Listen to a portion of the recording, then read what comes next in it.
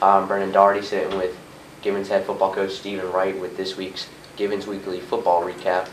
Now, Coach, you head into your first playoff game this season against Grace Creek Friday night, a team that's won 8 games, a very quality opponent, and you're coming off a win over Oxford Webb to complete a perfect regular season. Now, how do you obviously you and your team celebrated that feat of perfect, undefeated regular season, but how do you kind of put that aside a little bit and say, all right, now the real season's about to start, we need to make a run, and we're starting off 0-0 in this playoff season. How do you go about doing that? Yeah, I think the reality is we celebrated Friday night, enjoyed the accomplishment that we were able to pull together, and you exactly what you said. You move forward on a Saturday morning and say, hey, we're 0-0 now, and it's do or die. The playoffs, there's no guarantees. You've got one game in front of you, and that's it.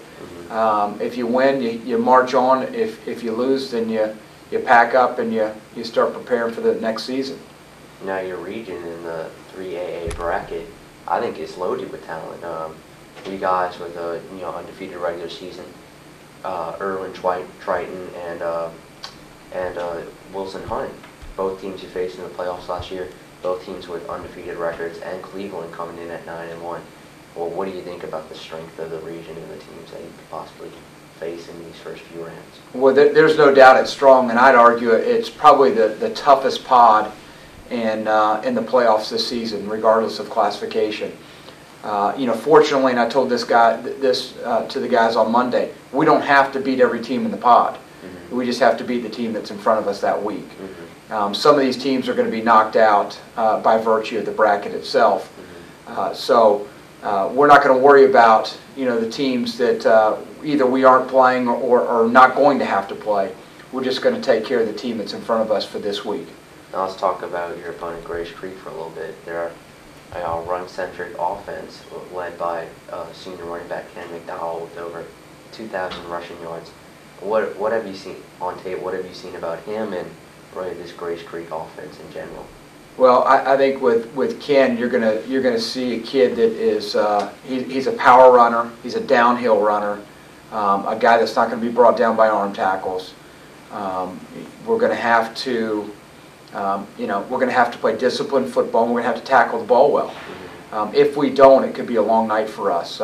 Make no mistake, this young man is leading the state in rushing. I think he's at 218 yards per game. He's piled up 2,400 yards in 11 games, and along with 36 touchdowns. So he's obviously their go-to guy, but he's not the only one. They've also got a 1,000-yard rusher, and their quarterback's piled up 700-plus yards. So they have got a variety of weapons. But as you said, it's ground-oriented attack, and if we don't do a good job of tackling the ball carrier, we're going to be in trouble. Now, talking with your defensive coordinator, Keith Smith, about the Grace Creek offense, he says they're a team that will take what they can get. They do not mind getting 3 or 4 yards on every play, whether if it's a tough or ugly play or not. I guess that goes back to your team remaining disciplined and not allowing them to break off a long run. So what do you think about that? And do you think your team's going to be able to remain disciplined this week against Grace Creek? Yeah, I certainly believe in our players and our scheme, but I also know that we're going to be tested in a big way. This isn't a typical first-round opponent. Grace Creek was upset in the last week of the regular season. Reality is they're probably closer to a 9-1 team than they are an 8-2 team.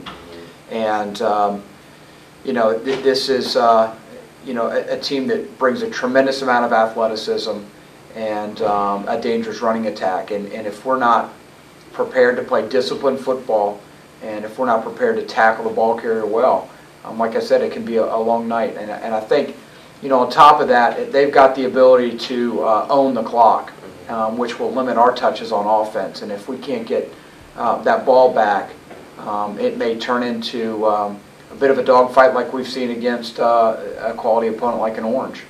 Let's talk a little bit about your offense. It seems once the playoffs come around and we do get farther into the season, it does get a little bit tougher to score the football. And but what do you think about your offense and the way they've been moving the ball heading into the playoffs with Sean Sincabbage spearheading an explosive passing game?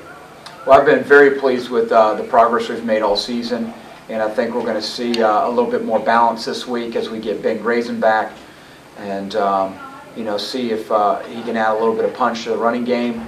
But we're looking, as usual, to spread the ball around, to use a variety of weapons, and for Sean Stankiewicz to spearhead the attack by being the point guard for our football team. Alrighty, thanks, Coach. That's all we have time for this week, and good luck Friday night against Grace Creek. Thanks so much, Brennan.